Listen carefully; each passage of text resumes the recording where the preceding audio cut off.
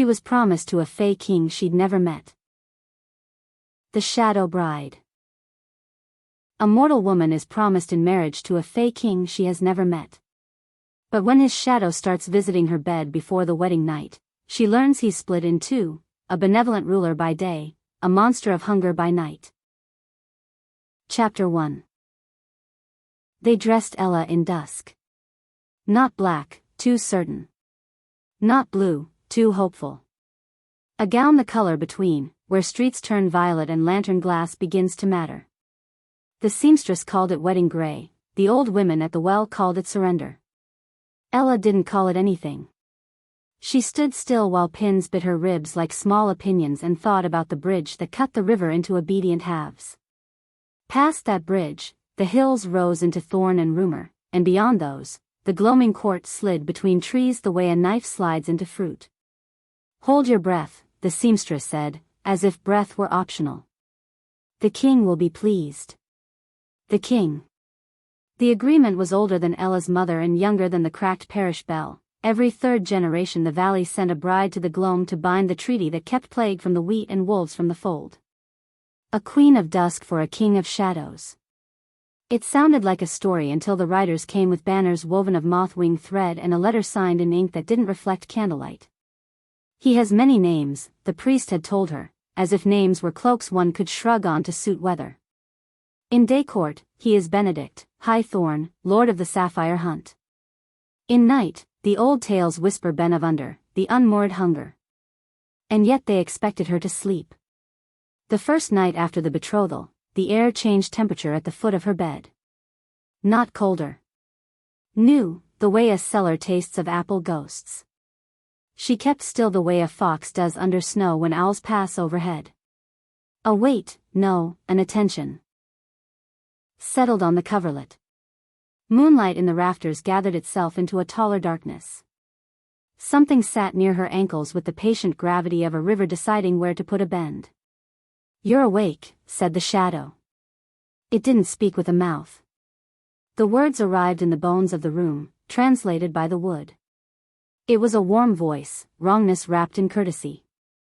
"Good. I thought I'd have to practice my court smile and you'd never know the difference." "What are you?" Ella whispered. Her throat was dry with the kind of fear that takes notes instead of screaming.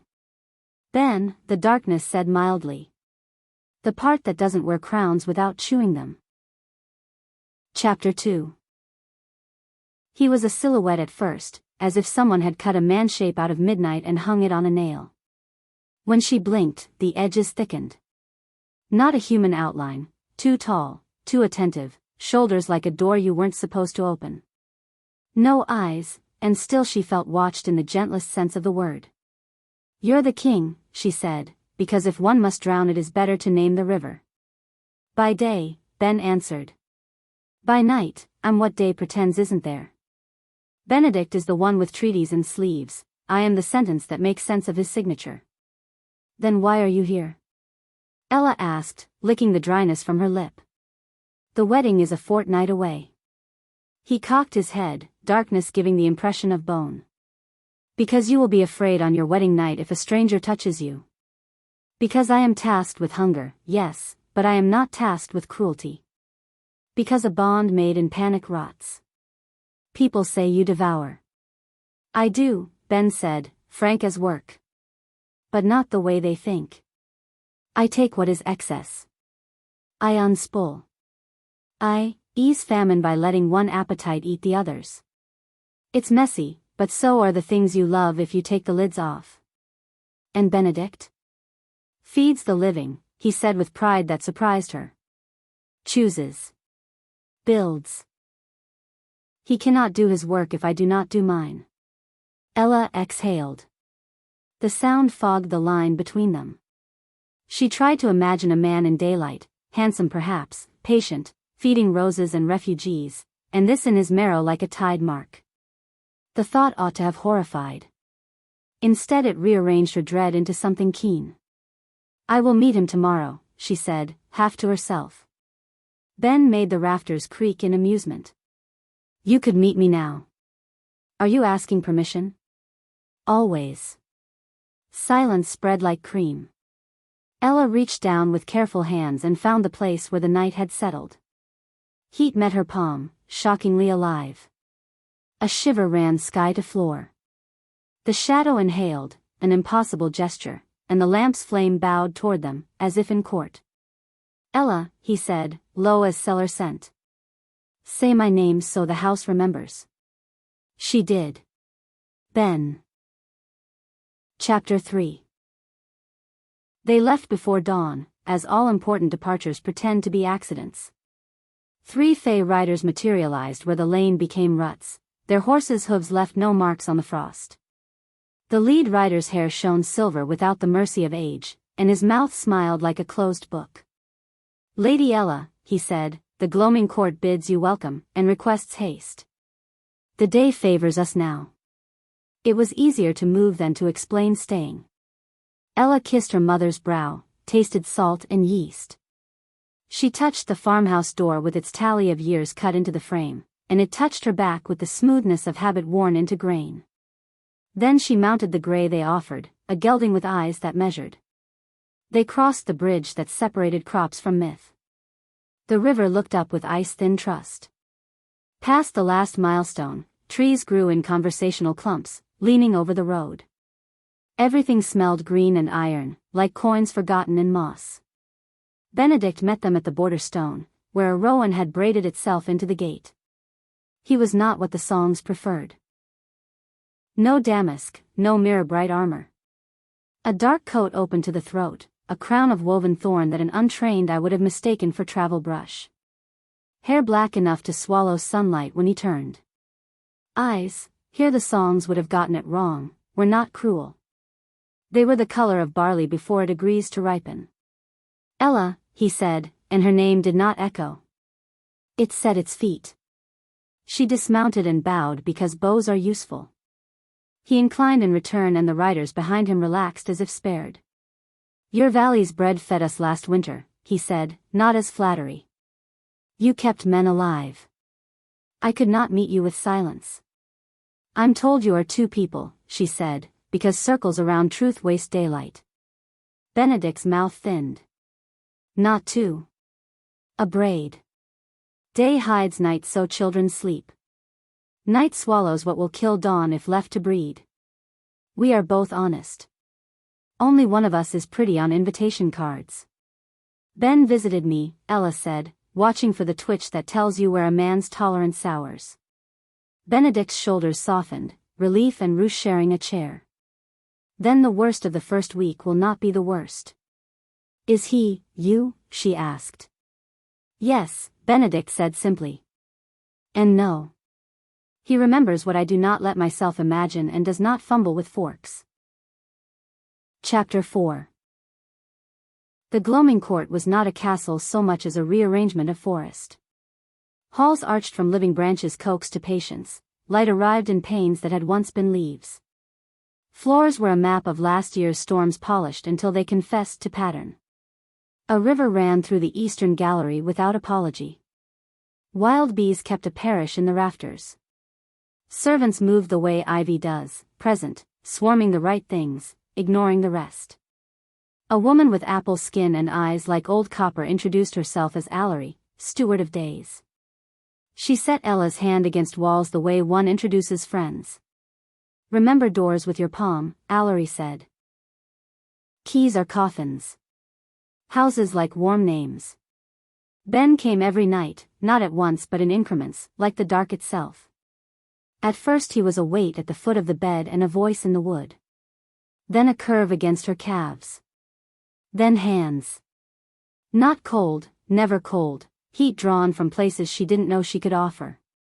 He asked before, during, after, and the asking was not petition but architecture. Consent became a scaffolding. Under it, Ella learned the grammar of what he took and what he left. What do you hunger for? She asked once, steady on the precipice between fear and thrill. The rot that sets in love when it learns it cannot be surprised, he said without poetry because none was needed. The sleep that ceases to mend. The lie that organizes itself as law. I eat those before they eat you. And me? You are the plate, he said wry. You are also the feast. We will learn which bites we can spare. By day Benedict made counsels into ships that did not sink. He heard petitions with the patience of Vine Stone, traveling to the far fields with his cloak pinned by a twig instead of gold.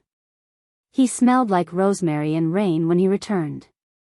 He touched Ella's wrist when he passed and the shadows in the corners leaned in, like dogs hoping for crumbs. You're not what I feared, she told him on the fourth afternoon, watching him strip off mud-stained gloves. He glanced up, amused and sad. No one ever is. Chapter 5. The first sign the treaty was fraying came as bruises on glass. Mirrors in the west corridor developed dark moons along their edges, as if someone had pressed fingertips from the far side. Allery ordered them veiled. Benedict's jaw worked. Not yet, he said. Let them be honest about their fear. Ella stood in front of one veil-less pane and stared at a version of herself whose eyes had shadows living behind the iris like gulls behind waves. When she lifted her hand, the reflection lifted 5 fingers and a fraction too late a 6th shadow finger curled. She tasted iron. Ben arrived before her breath finished failing. Don't touch it, he said, and for the first time his voice had edges that cut bone. I wasn't going to, she said, and loved him for the lack of scold. He stood beside her, taller than a corridor ought to allow. The under eats along seams. Doors are seams. Names are seams. Wedding vows, too. His head tilted. We should move the wedding. You said panic rots bonds. Yes. But so does pretending the weather isn't changing. They were married at twilight not because it was pretty but because that is where lines blur best, and vows made in blur are hard for law to pry apart. The rings were iron on the inside and moth thread on the out. Benedict spoke in the voice of a man who had learned the cost of saying more than he could deliver. Ella answered like someone who knows bread is made of patience and violence both. When night closed like a book over a chapter, Ben took her face in both hands, hands shaped now, calloused by work that could not possibly involve bricks. Say it, he asked. I choose you. Both? Both, she said, and meant it. The mirrors in the west breathed out once, as if disappointed by square meals. Chapter 6. The court feasted. Mortals think Fae feasts are about food. They are about angles. The chandeliers were constellations abducted and held for ransom, the music was a river taught manners. Benedict moved through his own celebration like a man walking his fields, a glance for this couple, a nod for that quarrel, a hand on a shoulder that stilled an argument better than law. Ella learned faces. The hunt master with his ash-burnt smile, the archive witch who wrote history not in books but in bone dust sprinkled where feet pass, so the floor tells the truth when asked. A woman of bramble and velvet named Farah toasted with cider that tasted like apple memory, and when she kissed Ella's cheek it was cool as new tin. Be kind to his hunger, Farah whispered. It kept a worse one out. After midnight, when laughter softened and envy lost its perfume, a courier with a mouth like a sealed letter staggered in from the north edge, hair stiff with frost. The Rye fields, he gasped. Men sleep standing. Their shadows move without them. Benedict's chair scraped. Ben's name ran through the room like a draft. Stay, Benedict told Ella, already moving. This is work for my other. I'm your wife, she said, standing too. He looked at her as if measuring tools for a repair he had not expected anyone else to attend. Then watch, he said. And do not call me back too soon. Chapter 7. The Rye fields lay under a moon that hadn't decided which phase to be. Wind paced the furrows with the impatience of a midwife made to wait on a stubborn birth. Men, farmers, threshers, 2 boys with wrists still too thin, stood motionless among stubble. Their shadows shivered, too fast, as if practicing different futures and finding all of them hungry. Ben rose from Benedict with the ease of a tide climbing a shoreline it knows intimately. One moment a king in a dark coat, the next the coat had been eaten by night and what wore it was not pretend. He was taller, but it wasn't height. He was heavier, but it wasn't weight. A feeling, dense as wet wool, squeezed the field and then loosened to let air back in. "Hush," Ben told the shadows. "I'm here now." The shadows hissed without sound and lunged, not at him, at their men. Ben caught them mid-jerk with two hands that were and were not hands. He took their velocity the way a tree takes lightning, absorbed and grounded, charred and still standing. Each time he touched a shadow, the farmer it belonged to sobbed breath, knees buckling, as if released from an argument his body had been losing. Ella saw how hunger worked then. Not jaws. Gravity. Ben was a drain the plague fell into and did not return from. Each swallow cost him. The edges of his silhouette frayed like cloth near a candle's mouth. Ella took one step and another, palms out as if approaching a skittish horse. "Ella," Ben said without turning, voice ragged velvet. "You don't have to." "I know," she said. "But I want to." He laughed once, astonished, and let the sound steady his hands.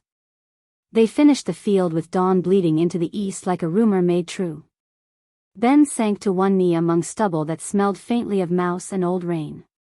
"You should rest," Ella said, crouching so their faces could share breath, even if one of those faces had not yet chosen a shape. "Not good at that," Ben admitted. "Benedict keeps schedules. I keep oaths. Oaths don't sleep." She touched his shadow where a cheek would be. The contact shocked both of them. Ella's skin prickled as if pepper had been sprinkled under it. Ben inhaled like a man who had not done so in a while. "Come back," she whispered. "We'll feed you properly." Chapter 8. Feeding a hunger older than oak is not a matter of meat and gravy. It is a matter of naming. In their chamber, curtains open to watch the mountains test their edges against sky, Ella learned where Ben stored his starvations. He knelt on the rug, hands on his thighs as if praying to a god he suspected of being practical. She sat cross-legged, heart steady with the unglamorous courage of women who have delivered calves breech and stitched their fingers after. "What did you take tonight?" she asked. "Fear that wants to be habit," Ben said. "The sort that becomes custom if you give it a title. A boy's wish to disappear before anyone names his soft places. An old man's hoard of grievances, polished like coins and spent against the living. And what did it take from you?" "My edges. Some of my patience. A little of my hope that the next field will be softer." She reached forward and tucked two fingers into the notched place where his throat might be. Her touch pulled him toward man-shape as if bone were iron and her hands a magnet. He settled into Benedict's lines like a returning tenant. The king blinked, wet-eyed and furious at being grateful.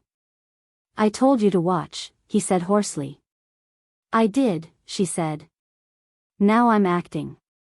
They ate bread with cheese that tasted of a particular hillside and honey from the bees that believed themselves to be clergy.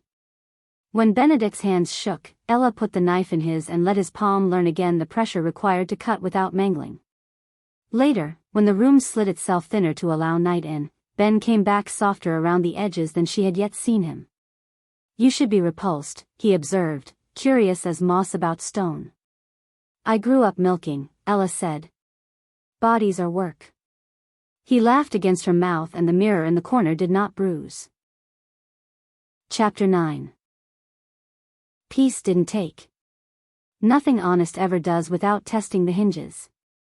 A week after Rai Kwei, a rumor with feathers arrived. The East Baron, Phelan of Briarhold, had been found smiling in his sleep, teeth stained black, his hounds barking at their own shadows until their throats bled. Benedict rode at once with Allery and the huntmaster. Ella stood on the steps and felt the way the house leaned after him, like a dog at a gate. That night the shadow came late. Not Ben. Something cleverer, thinner, hands like wire under velvet. It stood in the doorway and bowed elaborately, its head bending backward farther than a neck should allow. "Bride," it said, in a voice like a spoon sliding wrong between teeth. "Queenlet. Pretty hinge. May we enter?" "No," Ella said. It entered. It did not cross the threshold so much as smuggle itself through the grain, slipping along the door's rings the way rot does when left to its own schedule. The lamps hissed and reached for wicks that were no longer there.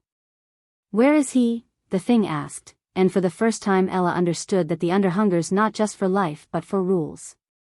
It wanted to know whose absence it could be. "Working," she said, drawing a circle in the air with her forefinger, remembering how Allery had taught her house as verb. "This is a room he loves." The thing shivered. Hunger hates to be told rooms can love back. "We wanted to taste you." "Everything wants that," Ella said, and the steadiness in her voice surprised and saved her. She took an iron pin from the cuff of her sleeve and pushed it through the circle she had drawn. The air took on weight. "You can starve here." It recoiled with a sound like bees poured out of a jar. Then it smiled with nothing. "Hinge," it said, reverent and amused. "Oh, Ben will like you ruined." "He likes me whole," Ella snapped. "Does he?" the thing said, and slid backward into the grain, leaving Splinter smiling. Ben arrived the next breath, arriving not from the hall but from the places under bed frames and between folded shirts. He inhaled once, low and terrible. "It touched you?" "Nearly." "I said no." He tasted the air. "Good. Keep saying it. I'll nail down the rest." Chapter 10. They stopped sleeping like mortals and started sleeping like wolves. 3 hours here, a half hour there, back against back, waking to patrol the perimeter of their own ribs. Benedict fixed the house the way good masons fix a church that has learned to groan, new iron in the sills, salt in the seams, a charm under the rug that thrummed when lies tried the door.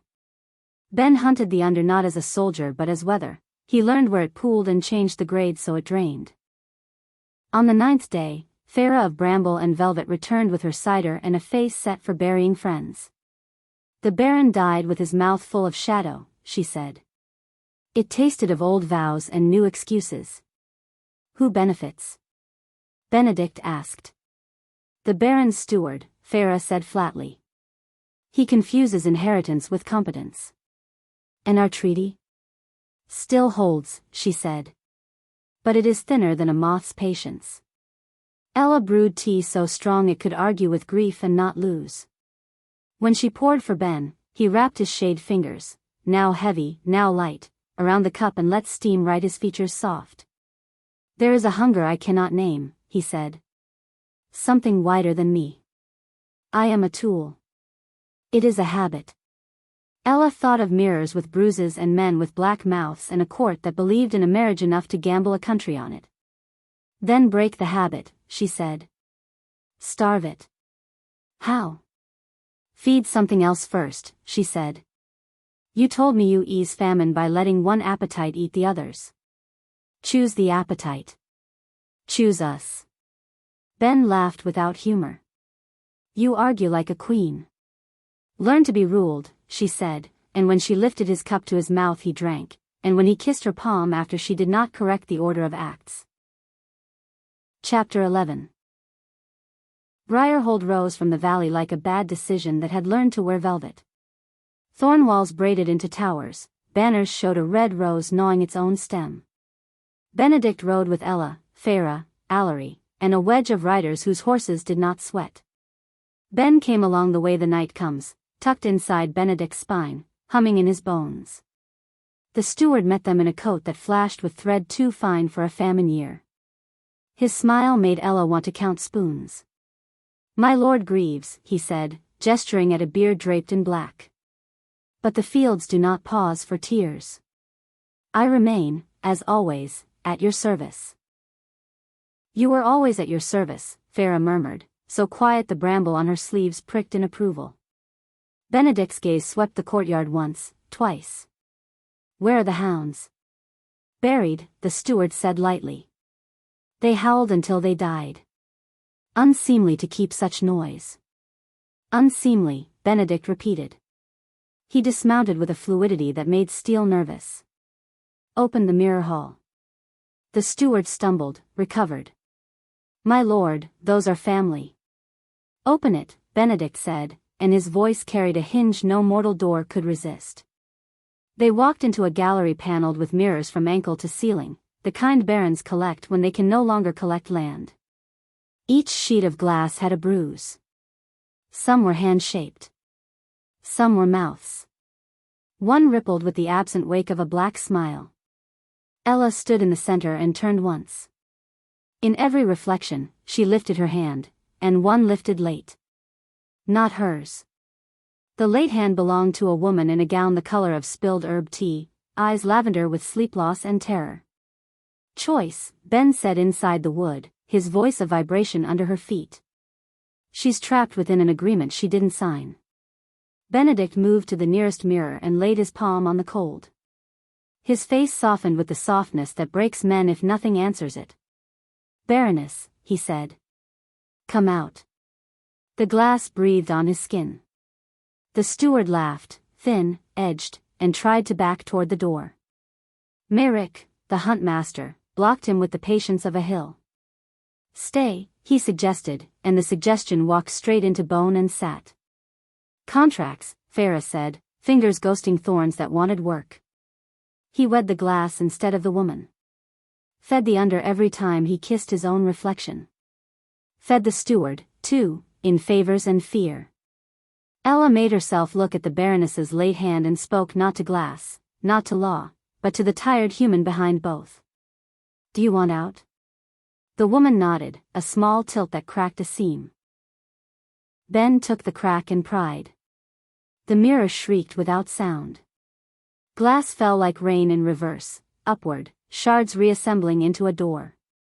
The Baroness stumbled through, bare feet bloody, eyes stark as winter birds. "You," she told the steward hoarsely, "will never tell me when to sleep again."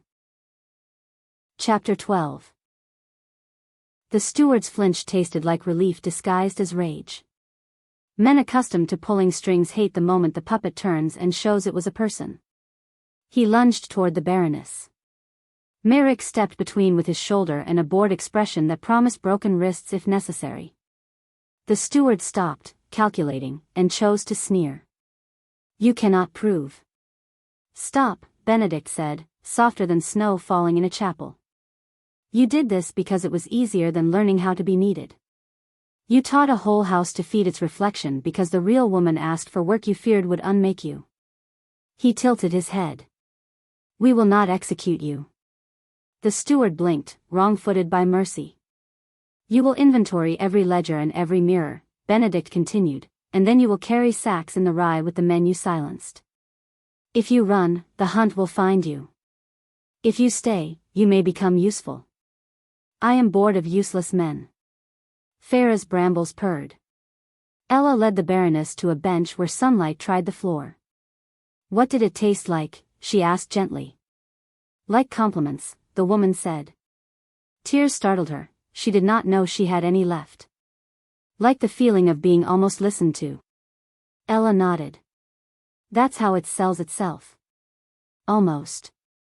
Ben pulled himself thin along the rafters, polishing the air where the mirrors had bruised. "This is smaller than it felt," he said. "But small habits make old monsters." Benedict's hand found Ella's wrist as they left. It wasn't a plea. It was a count, 1, 2, together, repeat. She squeezed twice, here, here. Outside the thorn walls, wind tasted different, less varnished. Farah fell into step with Ella. "You bargained without promising yourself away," she said. "Good. Promises are wine. Bargains are bread." "Ben says I'm a hinge," Ella answered. Farah's smile cut and warmed. "You're the door." Chapter 13. Threats that lose one house look for another. The thing with wire hands tested Frostmere's floors the following night and found them salted, lined, spoken for. It left a parting gift, rhymes scrawled on a lintel in soot. "Bride in dusk and king in day. Feed us little, we will stay. Shut the gate and bolt the seam. We will learn your other dream." Ben read it and pressed 2 fingers to the words. They curled away, shy of heat. "It's learning your name," he said to Ella, without romance. "Names make handles." "Then don't give it a handle," she said. "Teach it the wrong door." He turned to her, pleased in the way tools are pleased when they meet hands that understand them. How? Give it mine, she said, heart steady. But on my terms. They went below the house, not to dungeons, the court didn't have any, but to the place where the river stroked the stones smooth. Ben made walls out of leaning dark. Benedict brought iron pins, salt, and a stubbornness that had built bridges after floods. Ella chalked a circle with the powder of a mirror she had broken herself. Allery muttered prayers to household gods who forgot most names but never hers. Underfolk, Ella called, voice low, polite as knives polished after use. I am Ella Blackthorne. Ben glanced sideways at her graft of names and filed the trick where good kings keep ideas. You want a bride? Come bargain with me. The dark thickened. The thing with wire hands arrived wearing several smiles and no skin. It tilted its head until neck learned a new angle. Bold bread, it crooned. We need you. Terms, Ella said, as if speaking to a neighbor who cheated at cards. You may touch what I give you. If you touch anything else, you burn. If you lie, you starve. If you take without paying, you shrink to fit the last thimble we own. It laughed, delighted by audacity it expected to break. And what will you give? My memory of the first day I feared you, Ella said. It will taste bright. Ben startled. Benedict didn't. Both watched to see if she had measured the cost. The thing reached. Ella held up a palm, iron pin visible between fingers. Say the third line back to me. It did, stumbling over starve. Good, she said. Now eat. It sucked the memory out of her like marrow.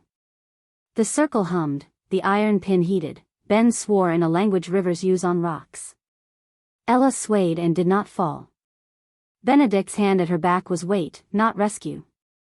How do I taste? She asked when she had breath. Like corridors, the thing said in awe. We will need more of you. You'll get what I bring, Ella said. Or you'll get nothing. Chapter 14. Ben dragged her into the river corridor the moment the under shrank itself smug and left. Water lapped at stone with a sound like hands washing doubt from wrists. You gave it your fear. I have more, she said, and hated that it was true, loved that it no longer owned her.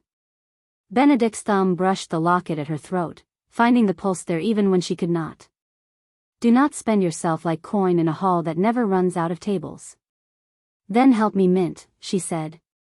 Teach me which parts regrow. Ben pressed his forehead to hers, the old pack gesture, the one that runs on breath, not crowns. You're not my feast. I'm your wife, she said. I will not be cossed into uselessness. He laughed, and this time there was no astonishment. You argue like the hunt when it knows the stag has antlers and still goes. Then hunt smarter, she said, tilting his chin. You cannot be everywhere. Make me your ware when the dark comes with hands. They trained. Not theatrics, not glowing glyphs and Latin. Ella learned weight and intention. How to line a window so a whisper stumbled. How to lay iron in a seam like a thought no liar could step over. How to speak the house awake at midnight and let it sleep when dawn insisted on chatting.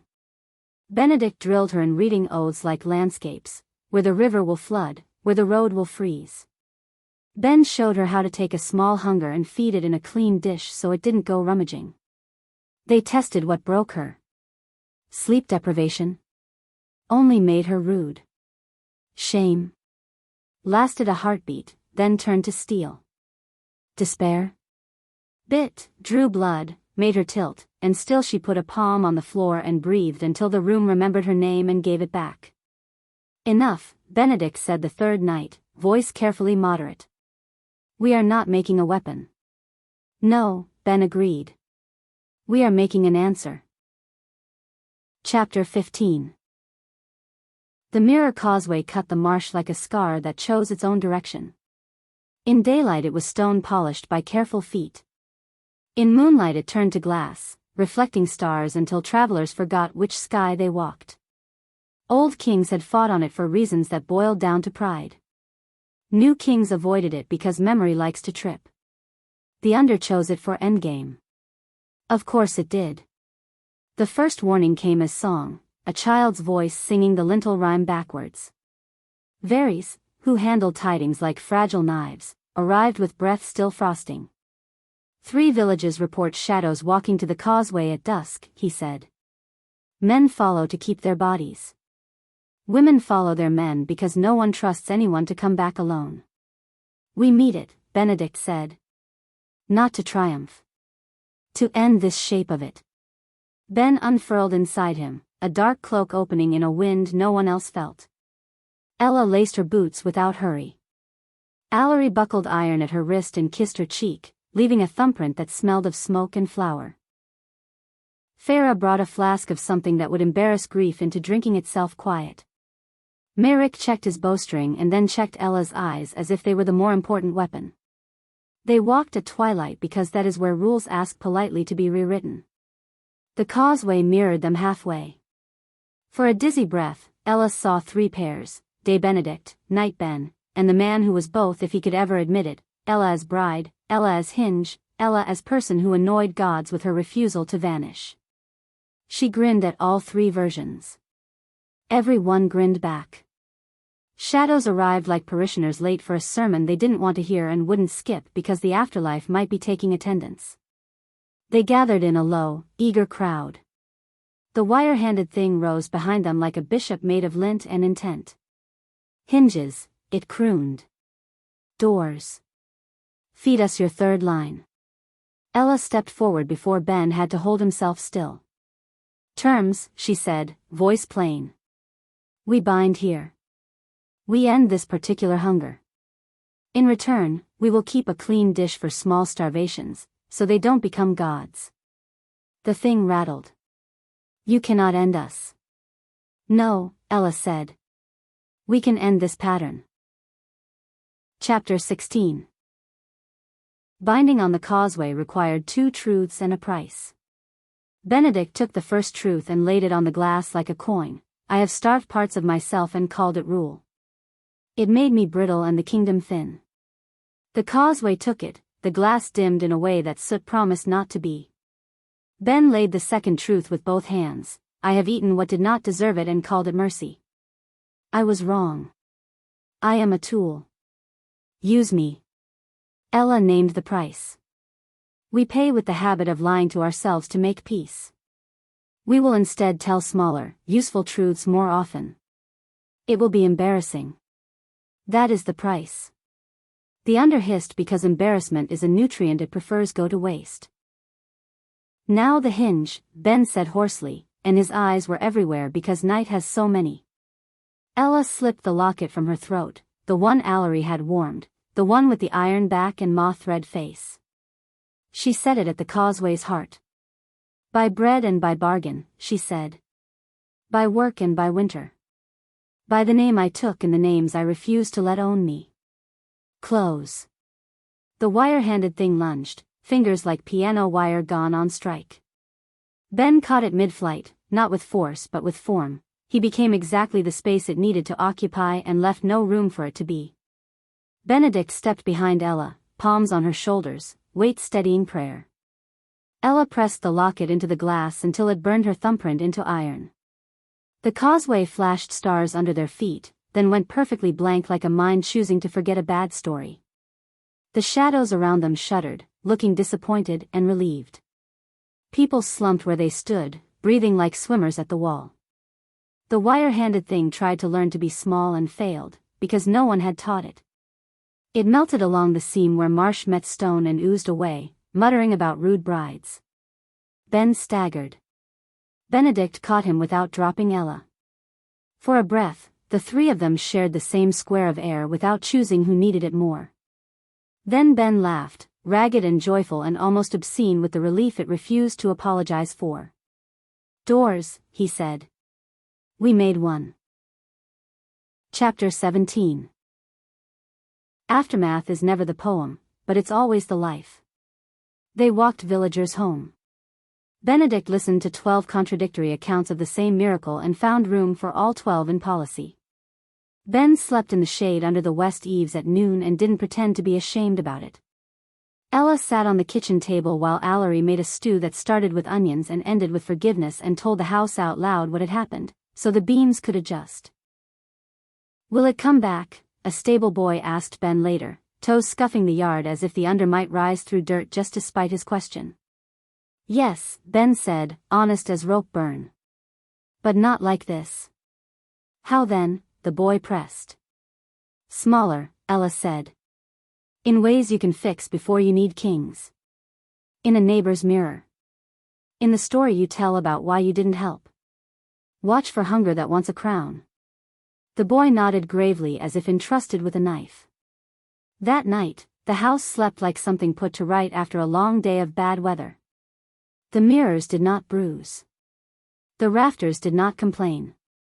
Ben came to bed and did not ask permission because he didn't have to. Permission had become their language. Benedict woke at 2 to check the eastern windows, found nothing but stars, and crawled back under the quilt without the old itch to patrol replacing the urge to rest. "You're thinking," Ella murmured against his chest.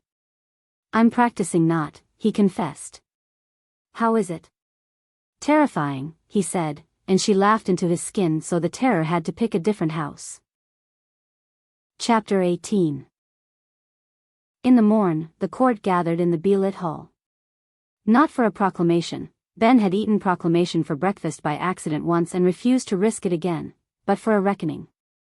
Farah brought witness in the shape of a seed, Allery brought witness in the shape of clean floors, Merrick brought witness in the shape of hounds who now slept without grieving. The archive which lifted bone dust and asked the floor what had occurred. The floor said, "Work." The hall approved. Benedict did not call himself savior. He described failure with grammatical precision and told the truth about help. "We are not safe," he said. "We are practiced. We will keep practicing." Ella spoke after him and did not dress her words in jewelry. "If your mirror bruises, say it. If your steward starts loving his reflection, say it. If your shadows hunger for your children's fear, bring them to the conservatory. We feed small hungers there now. Don't be proud. Pride is an excellent broth for plague." Laughter, real, relieved, moved through the room like a tame breeze. Ben did not speak. He leaned in the shade between pillars, the shape of him both invitation and warning. When people looked, he looked back without malice and without promising them a softer night than the one they'd earned. It turned out that was enough. After, when the hall emptied into courtyards and courtyards emptied into tasks, Benedict and Ben stood with Ella at a window where sunlight found a new use for itself. "Marry me," Benedict said suddenly, then frowned. "We already did that." "Do it again," Ben offered. "Every day. It will annoy gods and keep habits hungry in the right direction." Ella took both their hands, same hands, different temperatures. "All right," she said. "But I refuse to wear dusk every time. I want red sometimes. And green. And simple linen that smells like bees." "Done," Benedict said, already calculating which ledgers needed mending to pay for frivolity that wasn't. "Done," Ben echoed, already learning to like the idea that a clean shirt could be a warding charm if it made a woman grin at a plague and say not today. Chapter 19. South Hollow sent gifts the way cautious neighbors do, not jewels, not horses, seed, wrapped in waxed cloth, labeled in a hand that did not waste ink. Barley that bends under hail. Beans that climb even when the pole breaks.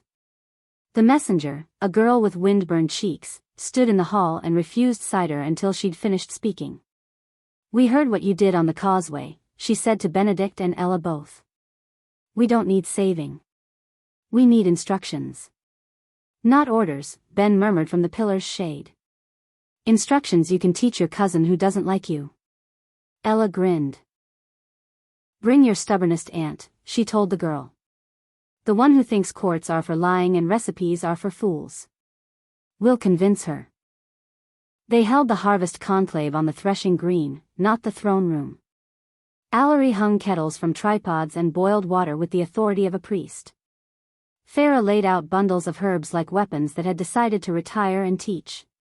Merrick marked a line in dust and taught boys to stand with their feet knowing where their hands meant to be. Benedict and Ella moved among the groups, asking more than telling. Ben hovered at the edge like weather thinking about rain. When a widow asked how to keep the shadows from learning her granddaughter's name, he crouched and spoke in a voice that made the child laugh and the grandmother sleep for the first time in weeks. Teach her to name herself first, he said. 3 names she gives herself are better than one you whisper in fear. In the afternoon, the stubborn aunt arrived, arms folded, eyes like nails. Ella pressed a lump of dough into her palm. Knead, she said. Tell me when it fights you and when it yields. The aunt kneaded and, for a miracle disguised as common sense, she listened. By dusk, the threshing green had learned a new grammar: how to salt a sill, how to open a window without inviting a rumor, how to tell the difference between hunger and theft. Benedict negotiated a grain pool between South Hollow and Briarhold that would make future famines less interesting. Ella taught children to braid moth thread bracelets, 1 strand for truth, 1 for mercy, 1 for the gate that only opens for certain songs. As people drifted off with baskets and new habits, the messenger girl returned to Ella with a shy pride. I told my name to my shoes, she whispered. They remembered it. Good, Ella said solemnly. Shoes are better than mirrors. They go where you mean to. Chapter 20. There is always one who tests the door after midnight. It came from the conservatory, a mistake Ella took personally. The luminous tree had learned a softer glow since the causeway, but old magic hates surrender, it prefers truce. Ella awoke with the feeling of a word about to be spoken just wrong, the difference between bread and bryad, a slip that ruins or reveals. She slid from bed, Benedict's palm searching her out of sleep and finding empty air. He was upright before he was awake. Ben was awake before he moved. They reached the conservatory together, breath-making fog they did not have time to admire. The dark there wasn't hungry, it was curious, which can be worse. Something like a hand but made of reflected leaves stroked the bark of the luminous tree and left a bruise that looked like the first syllable of a promise. Don't, Ella said, not loud, not begging. Not here. The hand paused, interested. Why? It asked, and the voice tasted like overlooked corners. You feed us clean. We came polite. Because this room is grief made useful, Ella replied. Touch it wrong and you teach grief to like the taste of itself. Ben spread along the ceiling, a second canopy deciding the terms of shade. Names, he counseled. Ask it who it thinks it is. Ella lifted her chin. Who are you? It hesitated, then tried 3 choices: echo, after, almost. Almost, Ella said gently, is a thief. You may be echo for a minute. Then you will be gone. She pulled a small iron bowl from under the bench, a dish set aside for clean feedings. Hungry? Always, Echo said, honest enough to earn a sliver. Ella cut her thumb, let 1 drop fall, and spoke its edges. You may taste this fear, the one that says if I sleep, everyone dies. You may not taste love. You may not taste future. You may not taste my name. Echo drank the single drop as if it were a river. It shivered, seemed to consider gratitude, rejected it for policy, and slid back into leaf and glass, leaving the locket at Ella's throat cool again. Benedict exhaled. You could have called me. She glanced at him. I did. You came with your feet. He came with the ceiling. She touched Ben's shadow where it pooled. All of you were asked. Try to keep doing that, Ben said, voice soft as a bruise that won't be repeated. Chapter 21. Winter returned in its proper order, escorted by the smell of iron, clean wool, wood smoke that had learned patience. The valley sharpened its edges and put away the kind of lies that summer loves. Benedict held court with the calm of someone who had failed in public and found surviving preferable to pretending. Ella rotated between kitchen, conservatory, and hall, a hinge in motion, defining open and shut with her hands more than her mouth. The under did not vanish. It never does. It shifted career paths. No more wire-handed bishop on causeways. Instead, a whisper that tried to convince a shepherd his daughter's laughter insulted the dead, a reflection that taught a merchant's apprentice to practice regret instead of change, a rumor that made two villages turn their wells away from each other. Small. Fixable. Work for neighbors before kings. On the longest night, the Feast of Lids, when every pot in the court must be covered to keep flavors from marrying unwisely, Ben grew thin as string. Hunger is worst when the dark is confident. He leaned in the doorway while Ella and Allery checked lids, every gesture of his an argument with gravity. "You don't have to attend," Ella said, tying off a cloth around a tureen of lentils that had ideas above their station. "Have to?" Ben echoed, amused. "No." "Want to?" "Yes." "Why?" Allery asked without looking up. He considered. "I remember a winter when we covered one pot with a book and another with a crown and both boiled over because no one tasted them. I like watching lids do what they're made for." Benedict came in from the cold with a parcel of fennel seeds he'd argued, charmingly and stubbornly, out of a miser. He smelled like smoke under stars. "If you stay," he told Ben, "you'll want more than we can afford to give." Ben's mouth went wry. "When did we start being afraid of want?" "When it wanted us hollow," Benedict answered. Ella set a clean dish on the table, iron shining like a promise. "Sit," she told Ben. "We'll feed you want that doesn't devour." Chapter 22. They fed him moments with edges sanded off, harmless longings. The want to linger when dawn engages the tea steam in debate. The want to hear a joke again because the punchline made a corner of your mouth change sides. The want to be forgiven for a small offense you didn't intend but own anyway. Ben ate these like a man tasting rain after work, visibly less frantic for the storm. The court sang, not hymns, precisely, but work songs that have learned to enjoy themselves. Farah clinked cups with the archive witch. Merrick's hounds slept so deeply one snored consonants. Children ran the corridor and no one shushed them because laughter tastes like warding if you've cooked it long enough. Midnight stepped into the hall in clean boots. Candles did that dangerous sway thing just once and kept their composure. Benedict set the fennel seeds on the mantel as if they were treasure, they were, and leaned his shoulder to Ella's, a pressure that said present without the insecurity of cling. Ben watched them with a look that had once made men misname him hunger alone. Now it was closer to whether consenting to be described as kind. "I could leave," he said, almost surprised he didn't want to. "Hunt. Swallow some sermonizing specter in Briarhold's back lane. I could be useful." "You are," Ella said. "Here."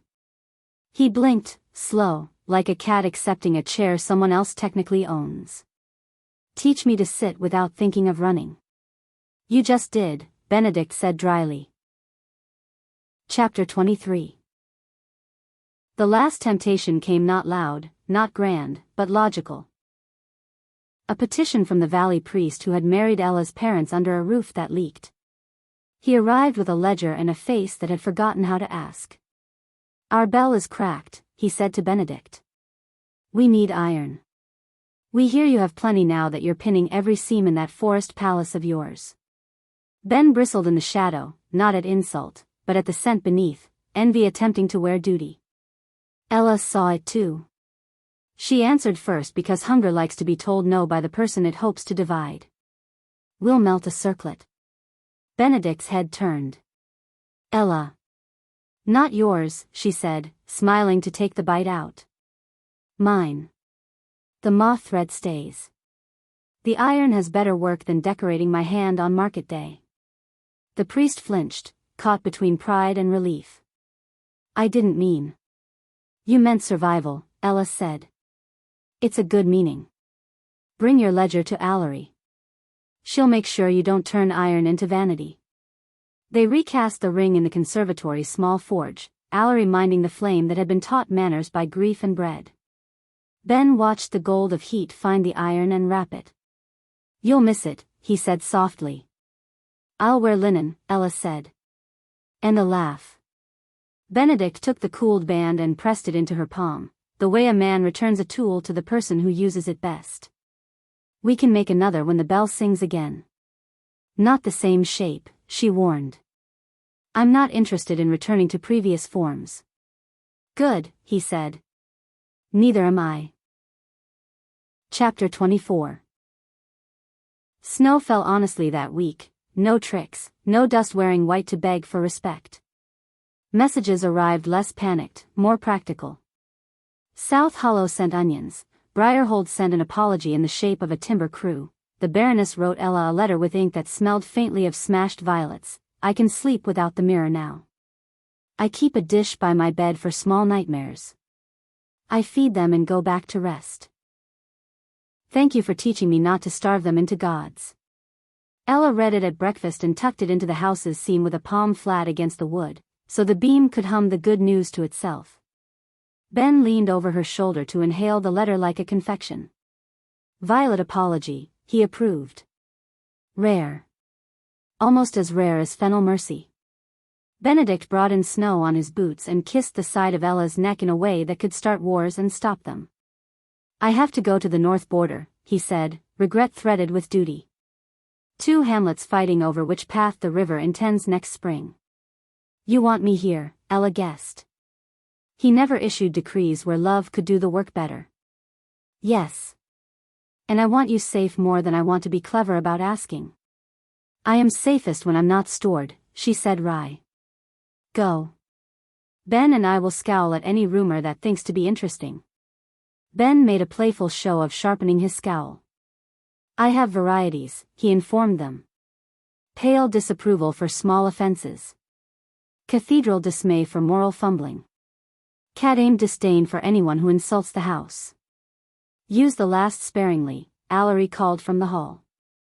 Cat disdain corrodes base metals. Chapter 25. Benedict's absence felt like a missing gear the machine had learned to work around. Ella taught in the conservatory and counted the children by cent instead of roll, because that's what living rooms do. Ben did the rounds at night, a river taking note of stones. The under tested once with a dream about a door Ella could not open. She opened a different one and fed it tea made too strong for visions. It sulked into the floor. On the 3rd night, word came of a traveler stuck on the east road under a hawthorn that refused to name the direction of wind. Ella and Ben went, she with a pack of ordinary tools, he with the kind of presence that discourages nonsense. They found a woman in a cloak patched with good memories, her hands raw from pulling her own cart. Name? Ella asked, offering water. B, the woman said. Looking for work that won't make me less. Rare commodity, Ben said dryly. Come to the court, Ella offered. We pay in coin and names, both of which spend. B nodded slowly. Heard you marry day and night there. Heard you eat plague with plates and forks. We feed it before it learns a taste for us, Ella corrected. Learn the difference and you can work anywhere. As they turned back, the hawthorn shook as if shaking off a habit. Ben glanced up. I'll add tree diplomacy to our lessons. Put it under manners, Ella said. Right after, don't startle bees and don't lie to kitchens. Epilogue, the house that didn't eat us. Years do not ask permission to become plural. The court aged into its habits, habits refined into rites that didn't demand sacrifice to make sense. Children learned to spit in a dish when night felt large and to laugh after, so the spit understood its place. Men stopped worshipping mirrors and started polishing knives for food instead of metaphor. The under came through sometimes in the way mildew does in spring. People opened windows sooner, salted sooner, said each other's names when they meant them and less when they didn't. Benedict's hair silvered at the temples in a way vanity could not complain about. He governed as if bridges were verbs, he built them, crossed them, maintained them, and taught others where to put theirs. Ben learned to sit on winter nights without imagining himself infinite. He liked being a storm on occasion, but he preferred being weather that kept roofs honest. He came when called and sometimes when not, because love had become a schedule he respected. Ella wore red sometimes, green often, linen always. She kept the conservatory doors open on market day and closed them when grief needed a room that breathed like a chest. She taught girls to keep iron pins where they mattered and boys to keep dishes by their beds. She bargained with the under like a neighbor who borrows your spade in spring and returns it sharper. On a late autumn evening, the valley told itself a story about a wedding that saved no one and built everyone. Mothers at Wells called it the Shadow Bride. Children acted it out with cloaks and pots while cats judged their form. In the telling, the king had 2 faces and 1 heart, and the bride had 2 hands and used both. The monster was hunger, which learned to sit and be fed what would not grow teeth. In Frostmere, bells rang clean. In South Hollow, seeds sprouted even when poles broke. In Briarhold, the steward became competent by accident and never forgave anyone for noticing. The luminous tree stood witness to mornings that did not apologize for following difficult nights. At their window, Ella leaned into Benedict while Ben's shadow braided around both their feet like a dog that had finally learned it lived here. Snow began, honestly. From the kitchen, Allery's laugh answered a pot's boil as if the two had been invented for each other. "Will it hold?" Benedict asked, playful and serious in equal measure. "No," Ella said, truthful as bread. "Nothing does. Not by itself." "Then what?" Ben prompted, hungry in the right places. "We keep it," she said simply. "Together. With lids and names, with salt and jokes, with doors that know which way to swing." They stood there until the bell called them, not to war, not to crisis, to supper. They went. The end. Thank you so much for listening. If you want to hear more stories like this one, let me know in the comments.